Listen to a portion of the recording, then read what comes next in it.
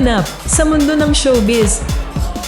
Nag-viral ang isang mall show ni kapamilya actress Ivana Alawi habang pinopromote ang kanyang MMFF 2025 movie na Shake, Rattle and Roll, Evil Origins matapos mag-circulate ang isang video kung saan ilang tao ang nadapa at nagkagulo sa escalator habang siya ay kumakanta. Sa kumalat na clip na ibinahagi sa Reddit, makikitang may babaeng naka-red dress na umiiyak habang patuloy ang performance ni Ivana sa entablado. Kumani ito ng sari-saring reaksyon mula sa netizens, may mga nagsabing wala umanong choice ang aktres kundi ipagpatuloy ang number dahil naka-lip-sync, habang ang iba naman ay nag-alala sa kalagayan ng mga nadisgrasya at umasa na maayos sila.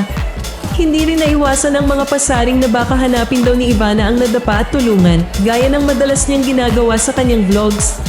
Sa ganitong sitwasyon, tama bang ipagpatuloy ng artista ang performance para sa programa o mas dapat bang ihinto agad ito kahit maantala ang event?